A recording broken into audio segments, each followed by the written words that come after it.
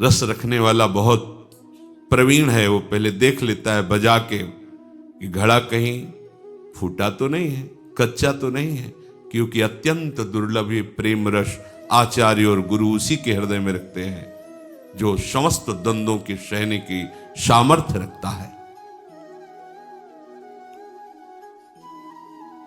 24 घंटे में जब आप शयन के लिए जाएं तो आप उस समय अपने पूरी जागृत अवस्था की एक एक वृत्ति का चिंतन करें। आज जब से जगे थे और अब शयन करने जा रहे हैं, कौन कौन सी ऐसी वृत्ति आई जो प्रभु से विमुख करने वाली थी, कौन कौन सी ऐसी बात हुई जो प्रभु से विमुख करने वाली थी, कौन कौन सी ऐसी क्रिया हुई जो प्रभु से विमुख, और उसको अपने दिमाग में रखो। कल से नहीं होने पाएगा, ये बात नहीं होगी, ये त्रुटि नहीं होगी, ये क्रिया नहीं होगी।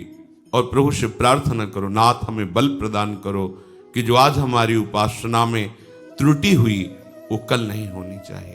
अगर पुनः होती है तो फिर हम पश्चाताप करेंगे, फिर हम दृढ़ नियम लेंगे और एक दिन हम इन त्रुटियों पर विजय प्राप्त कर लेंगे। दीन बंधु करुणा वरुणालय प्रभु आपके सहयोग में हैं। जो साधक आत्मनिरीक्षण नहीं करता है वो परमार्थ में आगे नहीं बढ़ पाता। आत्मनिरीक्षण, अपने को देखना, अपनी जांच करना। आप स्वयं अपने न्यायाधीश बनिए और अपनी साधना को जांचिए, अपनी उपासना को जांचिए। हमारा कितना भाव गुरु अनुशासन में है और कितना मनमानी है उसका विभाग कीजिए। मनमानी में कितना हमारा अशुभ है, कितना शुभ है उसका विभाग कीजिए। उस अशुभ में हम कितना किसमें तल्लीन हैं और फिर उस पर शासन कीजिए। अपने आप को देखते रहना ये उपासना का विशेष अंग है। हमसे क्या त्रुटि हो रही है, हम कहीं प्रमाद में तो नहीं है। यह विषयी पुरुष का लक्षण है। कौन क्या कर रहा है, कहां जा रहा है, यह उपासक का कार्य नहीं है। जो दूसरों को देखते रहते हैं वो उपासक नहीं है, वो विषयी पुरुष है। या जो महापुरुष जगत को नामामृत उपदेशामृत से परम कल्याण की तरफ ले जा रहे हैं वो देख सकते हैं। अपने को चाहिए कि अपने को देखना है कि हम कहां कहां फंस रहे हैं, कहां कहां आज्ञा उल्लंघन कर रहे हैं, कौन सी बात मन की मान रहे हैं, कौन सी बात गुरु की मान रहे हैं, शास्त्र की मान रहे हैं। साधक को तो अपने निरीक्षण से ही फुर्सत नहीं मिलती। वो दूसरे के विषय में क्या देखेगा, क्या बोलेगा। और जो दूसरे के विषय में देखता है, बोलता है, वो गिर जाता है, परमार्थ के लायक नहीं रहता। ध्यान देना है। जो दूसरे के विषय को देखता रहता और बोलता रहता है वो गिर जाता है, अर्थात तो परमार्थ का साधक नहीं होता। आपको देखना है आप कहीं रुक तो नहीं गए, आपकी कहीं विपरीत दिशा तो नहीं हो गई है।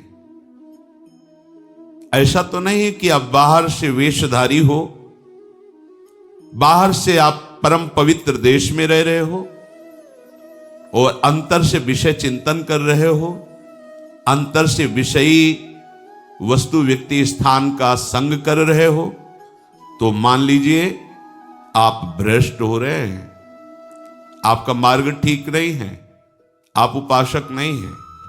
फिर सुनिए, उपासक को देखना है कि बाहर से पुण्यात्मा का परम पवित्र वेश धारण किए हैं, बाहर से परम पवित्र पुण्य देश में रह रहे हैं और अंतर से विषयों का चिंतन हो रहा है, विषय वस्तु व्यक्ति स्थान का संग कर रहे हैं, तो आप भ्रष्ट हैं।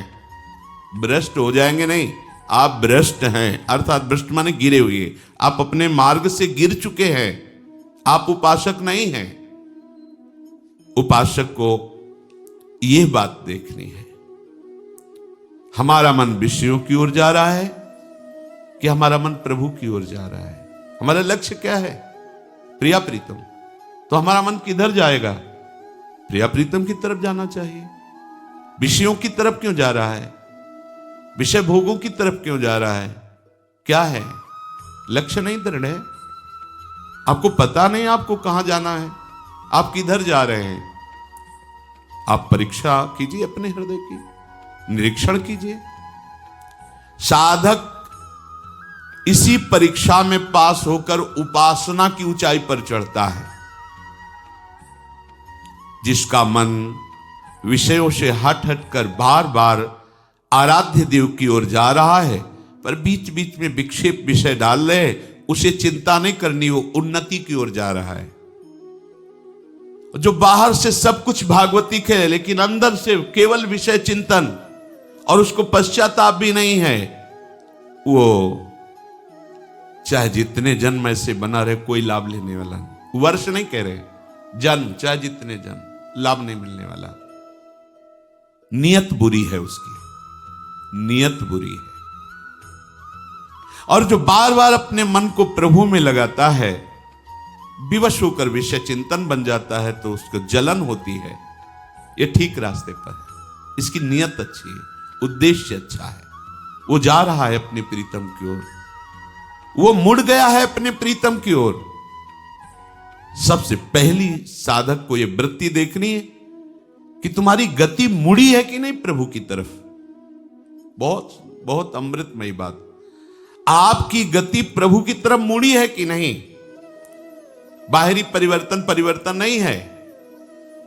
बाहर से छोड़ करके पवित्र भूमि पे आकर वास कर रहे, बाहरी वेश छोड़ करके पवित्र वेश धारण किए हुए हैं, पर हमारी आंतरिक वृत्ति कहां जा रही, आंतरिक वृत्ति कहां जुड़ी हुई है, आप किस मोड़ से जा रहे हैं, ये आपको पता होना चाहिए। विषयाभिमुख जीवन को मोड़कर प्रभु के सम्मुख करना, यही तो उपासना है। यदि हम बाहरी भेष पवित्र है, पवित्र देश में रहते हैं, चिंतन विषयों का करते हैं, बाहरी त्याग दिखाकर मान प्रतिष्ठा चाहते हैं, तो हमारा जीवन विमुखता की तरफ जा रहा है, भगवद विमुखता की तरफ, दुर्गति की तरफ जा रहा है। ध्यान दीजिए, हम ठीक रास्ते पे नहीं हैं। यदि जीवन ऐसे व्यतीत कर दो, कुछ नहीं हाथ लगेगा। और यदि आपने अंदर से अपना रास्ता चयन किया है, परमार्थ लक्ष्य निश्चित किया है श्यामा श्याम, और बार बार प्रयासरत है उनके नाम रूप लीला गुण का चिंतन गायन, तो आपकी चाल में देर हो सकती है, पर मार्ग में, इसलिए प्राप्ति में देर नहीं होगी। यह है महामहिम बात।